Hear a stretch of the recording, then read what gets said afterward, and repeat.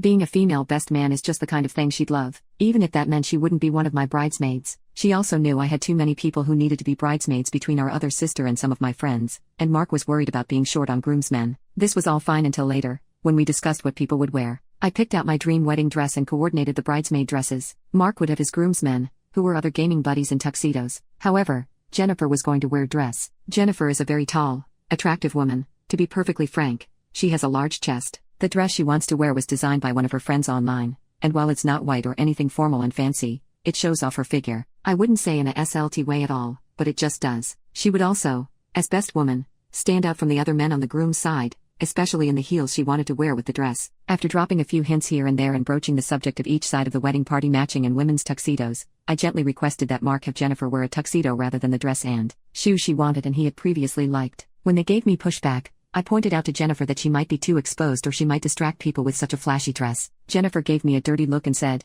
half under her breath, "Are you effing serious?" And before I could react, she just said, "Fine. Eff it. You're the bride. I'll wear the effing tuxedo." Mark sighed and half said some things about it being ridiculous, but when I asked him what he said, he just said, "Okay, it's whatever. It's fine." Since then, Mark and Jennifer have been passive-aggressively making fun of my concerns, with them doing things like Mark comedy ogling her chest or her making all sorts of honker jokes. She's ostentatiously covered up her chest with her hands when she moves past people, saying things like, "Gotta guard the girls, wouldn't want to knock anyone over." Both she and Mark keep making fake Freudian slips about her chest or her figure, and Jennifer even pretends to lose her balance and fall over because her honker were too heavy. They pretty much just do this when I'm around. They seem to think it's hilarious. They've made it very well known that Jen is disappointed about not getting to wear the dress and that her seamstress friend is upset about it, too. And Mark has seemed a bit distant and disinterested in wedding planning. I was looking over some tuxedos for women and making some suggestions to Jennifer about ones that aren't too tight in the chest or hips. She showed me the one she had already picked and asked, "Is this fine? Or do you want to micromanage my tuxedo further?" We started to get into a fight,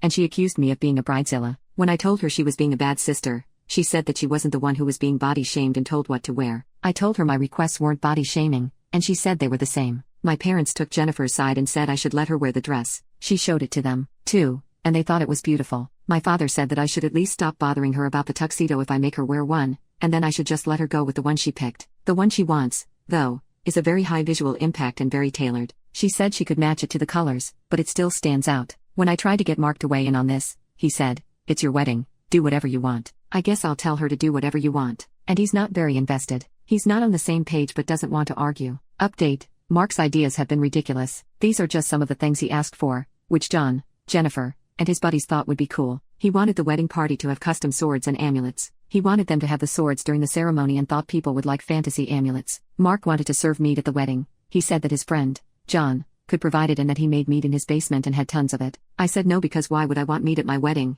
Never mind some guy's basement meat. Mark wanted the band to play classical covers of video games and superhero music at the wedding. Mark wanted the reception to have a jester wandering around doing magic tricks and asking people riddles. Mark and his friends know some lady asked if she could be an elf at our wedding and wear her forest gown. It's a wedding, not a costume party, so I don't know why he would ask. The point is that all of Mark's ideas were completely ridiculous and that I wanted a wedding, not a Halloween party. I went to Mark's house because he hadn't called or texted.